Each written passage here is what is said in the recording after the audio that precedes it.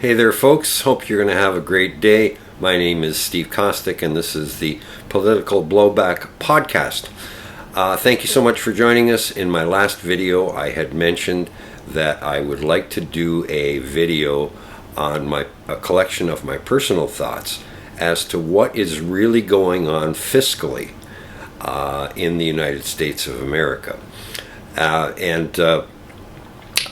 For starters, I'd like to go back to Donald Trump on the campaign trail when he said in front of Bedminster Golf Course, he said, and there was a table there with a number of different products, and he said this product has gone up this much under Joe Biden, and this product has gone up this much, and this product has gone up this much. And he used that and engaged that as a political tool to help gain votes for him, and the essence of which was, look, folks, prices are too high. So, and this all happened under Joe Biden. Now, I'm going to try to broach this subject with a little bit of sensitivity, but I'm going to explain how politicians may be behaving quite deceptively in terms of their approach to things like pricing. I've always maintained that governments can do very, very, very little to bring prices down once those prices are higher. And I for one, when I look at these people using this in Canada, Pierre Poilievre did it.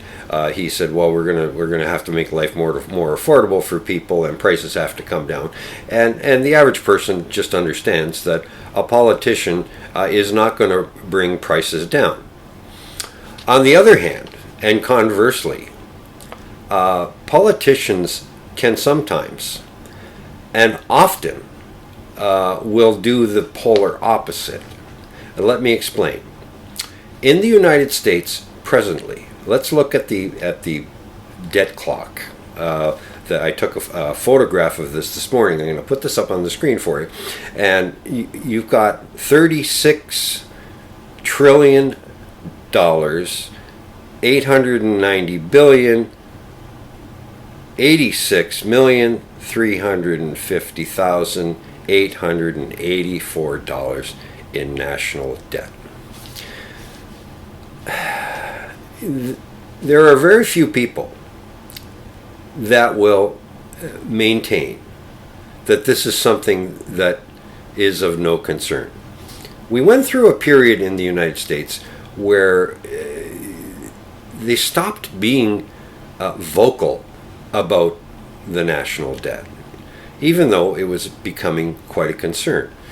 And I think most economists and financial pundits will agree that this level of debt is unsustainable. Yes, the United States is the best house in a bad neighborhood in terms of debt, simply because to this point the strength of their economy. I'm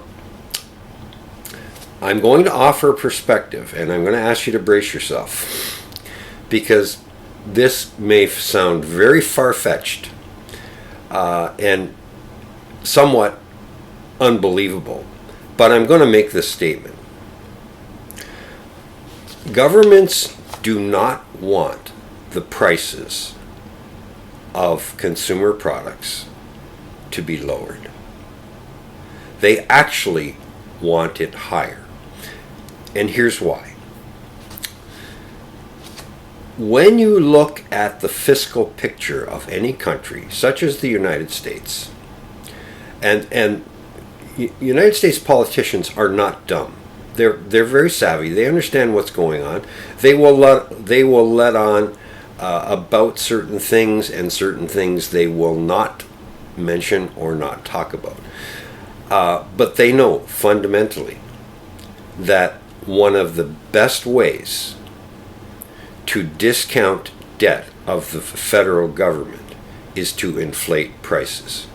Because when price inflation occurs on a major scale, what that means is the debts that have been occurred or that have been incurred yesterday are going to be paid off with inflated dollars. Thereby, they are effectively discounting the debt.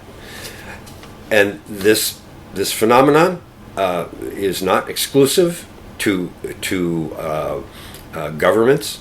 Corporate debt can experience the same phenomenon. If a company carries a significant amount of corporate debt and prices are inflated in general terms to a major extent, that debt becomes discounted because you are paying off that debt with tomorrow's inflated dollars. Also works on a consumer level. Once the revenues increase for people because of inflation, they are paying off their consumer debt with tomorrow's inflated dollars. So the simple truth is that inflation is not a horrible thing necessarily when you place it in the context of debt, and specifically to a government, national debt. I think that when you look at the gold market in 2023, roughly the price of an ounce of gold was $1,900. Even though inflation has come down significantly since that time, the present price of gold is about $3,300 an ounce. And gold is oftentimes viewed as a hedge against inflation. So what this may be telling me, and may be telling us, is that investors don't believe that inflation is going away. And further to that, you might look at the bond yields. They are remaining quite high, over 4.5% for the 10-year U.S. Treasury, and it doesn't seem to be coming down. All of these indicators may perhaps be suggesting that inflation is not over. It might be somewhat at bay, waiting in the green room, waiting to go on and be the rising star again, and putting it in front of people. So I think it's very, very important that people don't rush to give politicians a pass on things like inflation. Now, when I look at Donald Trump and what he has done since he took office, in very, very short order, he's done some things that I question. Is this something that is going to be beneficial to anybody? But specifically, let's talk about tariffs. Fundamentally, tariffs are inflationary. They add to the price of goods and services, and it's not a tax on top of the retail price. It is actually something that builds inflation into the price, and then taxes, state and local taxes or what have you, they are levied on top of that.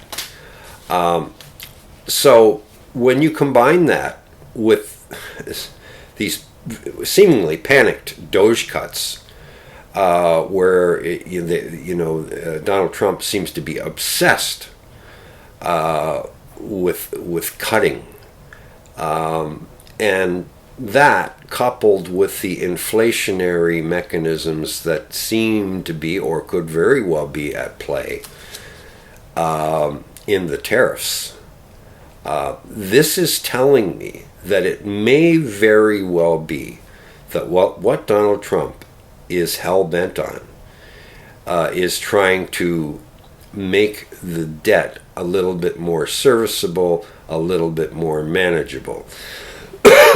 Now, you can tell me and put in the comments if you wish. You can tell me, yes, okay, I agree with that, I don't agree with that, he shouldn't be doing this, he should be doing that. And, you know, and that's all fair game. But I think it's very important that people start to understand that governments in general are well aware of this mechanism.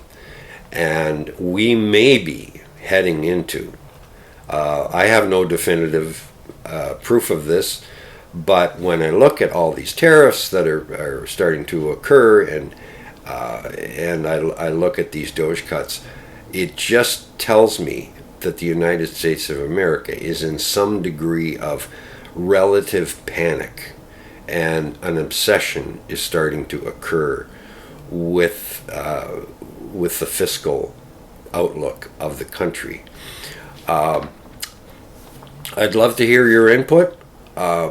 Please place your thoughts in the comments section. I'd love to see a nice, healthy discourse and dialogue on what maybe what your thoughts are in terms of what's going on fiscally in the United States.